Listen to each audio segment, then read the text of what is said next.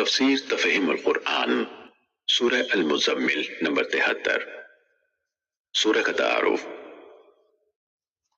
پہلی ہی آیت کے لفظ المزمل کو اس سورہ مبارکہ کا نام قرار دیا گیا ہے۔ یہ صرف نام ہے، اس کے مضامین کا عنوان نہیں ہے۔ اس سورہ کے 2 رکوع 2 الگ زمانوں میں نازل ہوئے ہیں۔ پہلا رکوع بالاتفاق مکی ہے۔ اس کے مضامین اور حدیث کی روایات دونوں سے یہی بات معلوم ہوتی ہے۔ رہا یہ سوال کہ یہ مکی زندگی کے کس دور میں نازل ہوا ہے، اس کا جواب ہمیں روایت سے تو نہیں ملتا، لیکن اس رکوع کے مضامین کی داخلی شہادت اس کا زمانہ متعین کرنے میں بڑی مدد دیتی ہے۔ اولاً اس میں رسول اللہ صلی اللہ علیہ وسلم کو ہدایت فرمائی گئی ہے کہ آپ راتوں کو اٹھ کر اللہ کی عبادت کیا کریں، تاکہ آپ کے اندر نبوت کے بار عظیم کو اٹھانے اور اس کی ذمہ داریاں ادا کرنے کی قوت پیدا ہو۔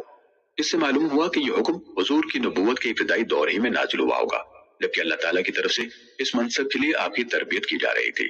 ثانیاً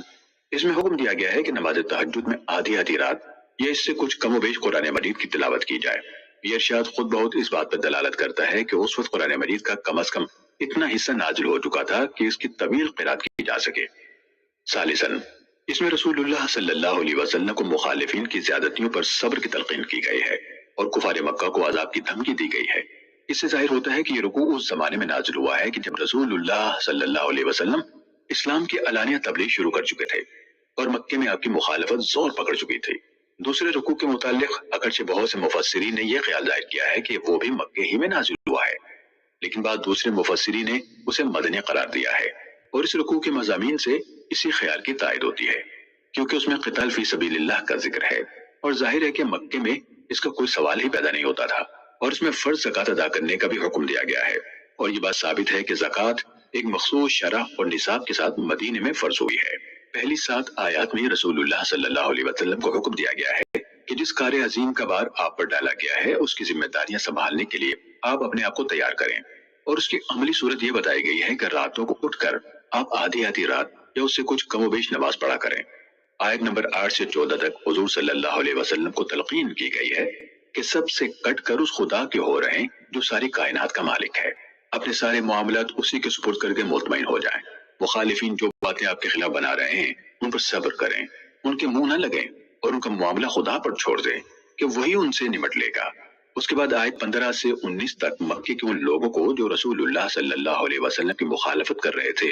متنبہ کیا گیا ہے کہ ہم نے اسی طرح تمہاری طرف ایک رسول بھیجا ہے جس طرح فرعون کی طرف بھیجا تھا۔ پھر دیکھ لو کہ جب فرعون نے اللہ کے رسول کی بات نہ مانی تو وہ کس انجام سے دوچار ہوا۔ اگر فرض کر لو کہ دنیا میں تم پر کوئی عذاب نہ آیا تو قیامت کے روز تم کفر کی سزا سے کیسے بچ نکلو گے۔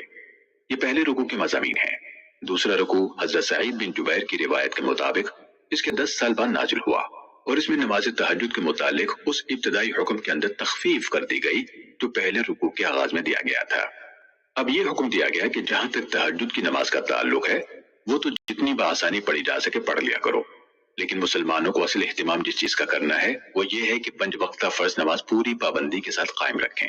فریضہ زکوٰۃ کو ٹھیک ٹھیک ادا کرتے رہیں، اور اللہ کی راہ میں اپنا مال خلوص نیت کے ساتھ صرف کریں۔ آخر میں مسلمانوں کو تلقین کی گئی ہے کہ جو بھلائی کے کام تم دنیا میں انجام دو گے وہ ضائع نہیں کیے جائیں گے، بلکہ ان کی حیثیت اس سامان کی سی ہے جو ایک مسافر اپنے مستقل قیام گاہ پر پہلے ہی سے بھیج دیتا ہے۔ اللہ کے ہاں پہنچ کر تم وہ سب کچھ موجود پاؤ گے جو دنیا میں تم نے آگے روانہ کیا ہے، اور یہ پیشگی سامان نہ صرف یہ کہ اس سامان سے بہت بہتر ہے جو تمہیں دنیا ہی میں چھوڑ جانا ہے، بلکہ اللہ کے ہاں تمہیں اپنے بھیجے ہوئے اصل مال سے بڑھ کر بہت بڑا اجر بھی ملے گا۔